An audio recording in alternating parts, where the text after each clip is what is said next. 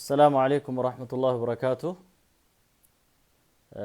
أممو أفان روموتين دبدا إن شاء الله إرجال مريفو أفان معرفات دبر سنن الردي بإيه أفان روموتين إرجال كان دبرسون يالا إن شاء الله هجازن سنتنتي ليك أمراسا سنتين كنا إن شاء الله.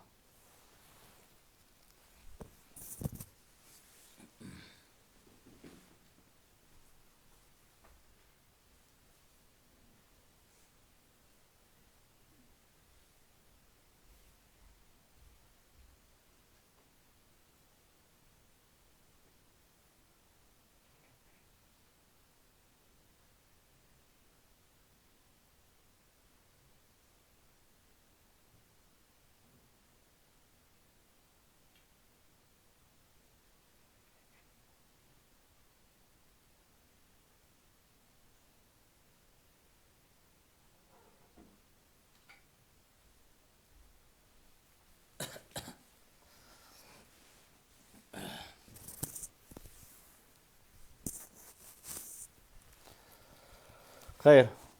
بسم الله الحمد لله والصلاة والسلام على رسول الله وعلى آله وصحبه ومن والاه. عند قام هيدا يادا. I hope عند قام. عند قام متى؟ نه. إن شاء الله. عند قام تفوفنا. أبلوان كينيا.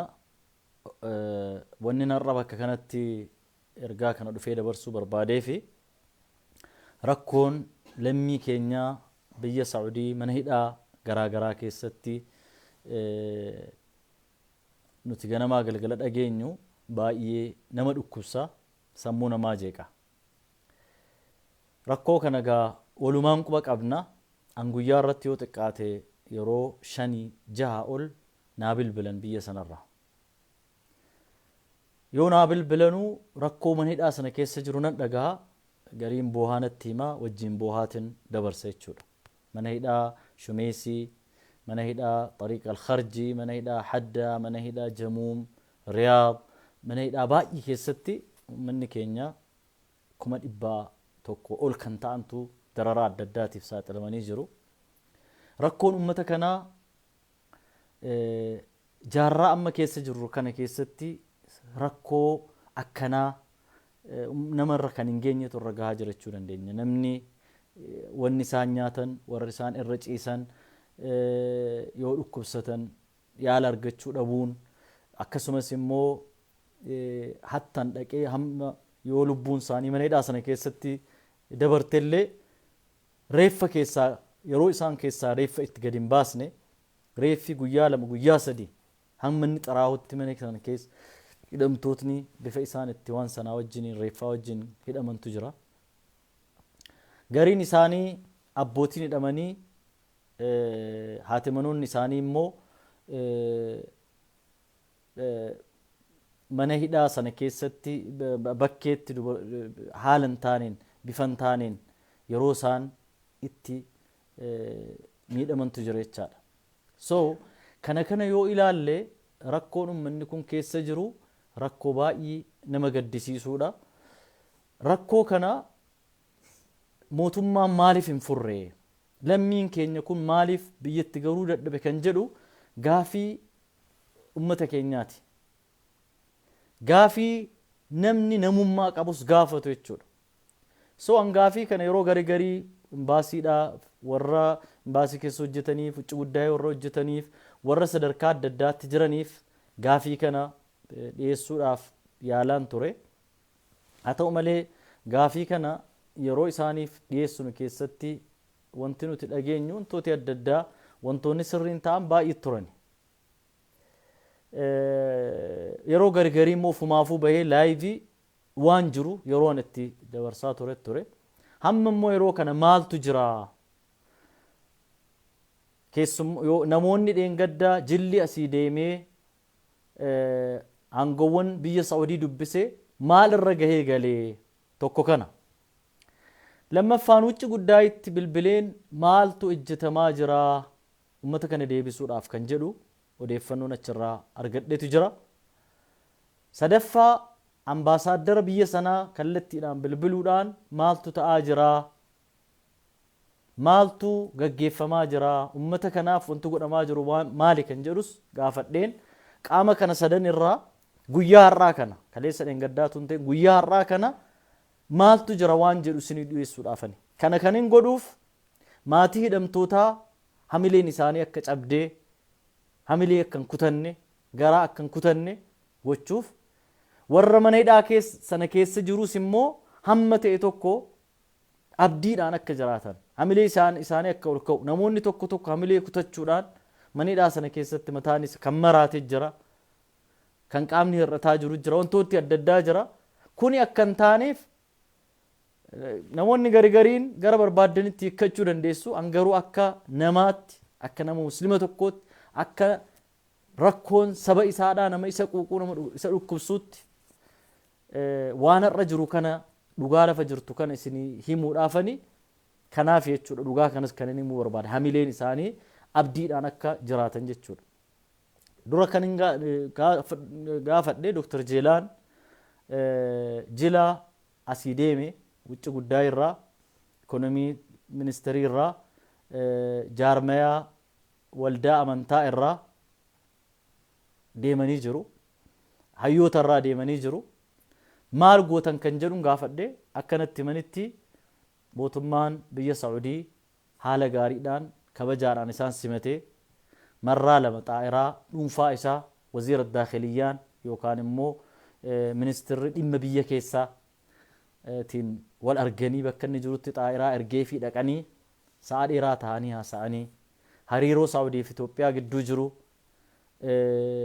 galata Itoophiyaan Saa'udii irraa qabdu kun immoo maaliif akka ta'e kaasanii haasa'anii egaa siyaasaan biyya addunyaa kuni yookaan gara bitaatti bubbisaa yookaan mirgatti bubbisaa al tokko olii al tokko gadi ta'uun isaa beekamaadha. Itoophiyaan lola yeroo darbe keessa galte kana keessatti gareen tokko garee Itoophiyaa kan dhaabbate jira, gareen faallaa dhaabbate jira. Fedhiin adda addaas yeroo sana keessatti wanti darbe jira. Egaan kanaan wal qabatee hariiroon biyya lamaan gidduutti hamma ta'e tokko laaffatee wantoota adda addaatiif saaxilame dhaqee hidhamtoota irrattis immoo effeektiin isaa yookaan bu'aan isaadhaa mul'atee jira. Amma immoo dhufuun keessan kun nuuf kabajaa guddaadha. Waan dandeenyu goonee waan isin gargaaru isin gargaarre yeroo gabaabaa keessatti lammiileen keessan kun akka biyya isaaniitti deebi'an goona. Egaa mana hidhaa kana hunda isaa kan inni ilaallatu waziira daakhiliyyaadha akka dehennat ministeerii biyya keenyatti jedhamu jechuudha. Yookaan immoo haajaa ministeera dhimma biyya keessaatu itti gaafatamaadha. Isa jalatti hoogganama kun hundi isaadha.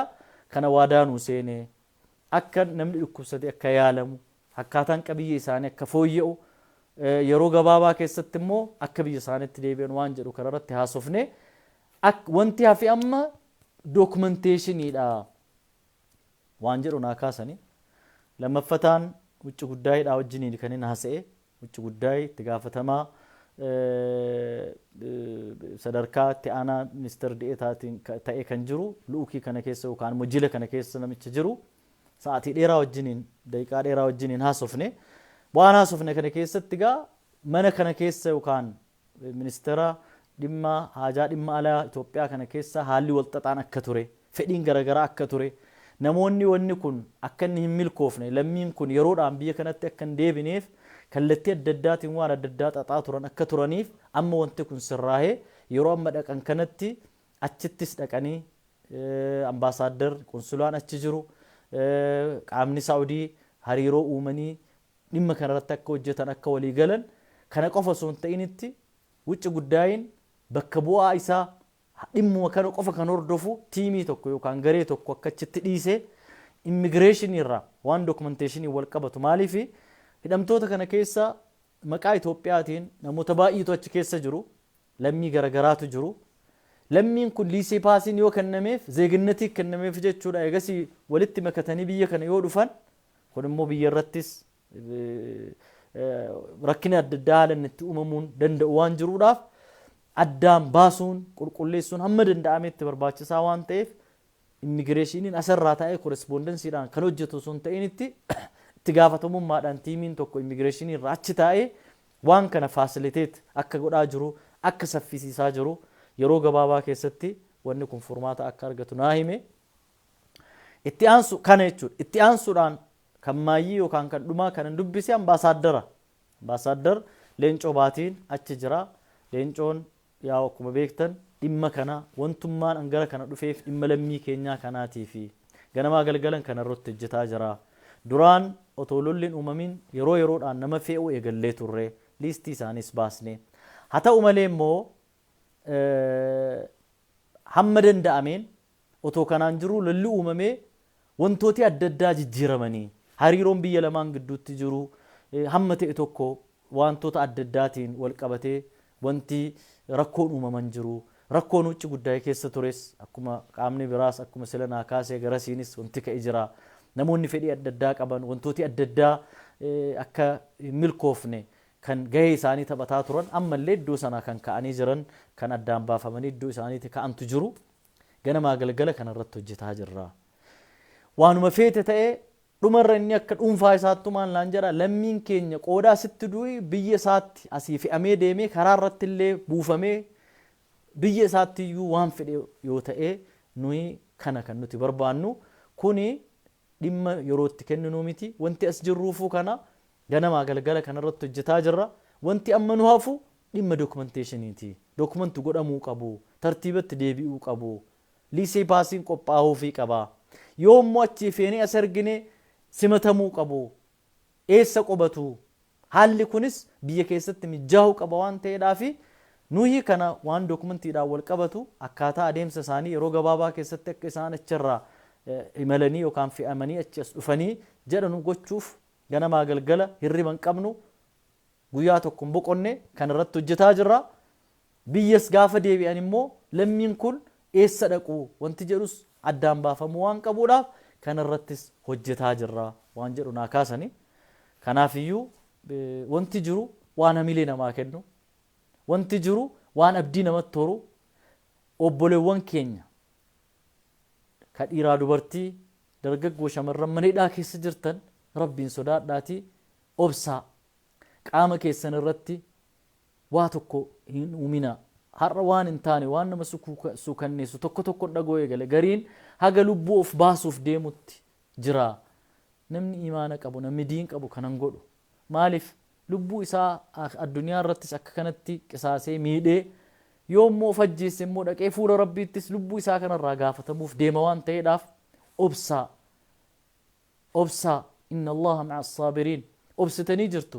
Gariin keessan waggaa tokkoof ji'a 8 waggaa 2 waggaa 1 waggaa dheeraa obsitanii jirtan jechuudha.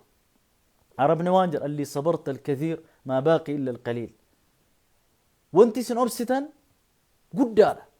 Amma kan isin hafe yoo rabbi biraa taate yeroo xiqqoodha jechuudha.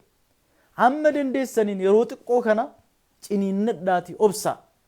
Rakkoo guddaan tokko ummatuma keenya lammii ofii kan gurguratu achi jira. Kan warri maqaan isaadhaa mootummaan liisti godhee tokkoffaarra lammaffaarra kaahee qarshiidhaan gurguratantu jiran. Warra imbaasii keessa jiru wajjinii walii galuun hunda miti imbaasiin akkuma jenne kana caasaa duraan xaxamee jira. Caasaan sun ammallee diigamee hin sirroofne. Kanaafiyyuu warra ala taa'ee lammii keenya kanarraa maneedhaa keessa jiru maatii isaanirraa birrii fudhatee waraqata gurguratu. Taraa yookaan darabee gurguratu jira jechuudha. Dabaree tokko kan gurguratu kan gurguru jira. Kanaaf kunis beekamuu qaba. Kanas mootummaan identify godhee jira. Rakkina qonsulaa keessa jiru, rakkina imbaasii keessa jirus mootummaan ambaasaaddarris akkanatti manitti kana identify godhanii jiranii. Kanaafuu yeroo gabaabaa keessatti yoo rabbi biraa taate biyya keessan galtanii maatii keessanii wal agartan jennee yaanna du'aa gochuun barbaachisaadha. Lammiin kun yoo as deebi'u eessa qubata, maal nyaata, eessatti galaanis hunda keenya laallata jechuudha.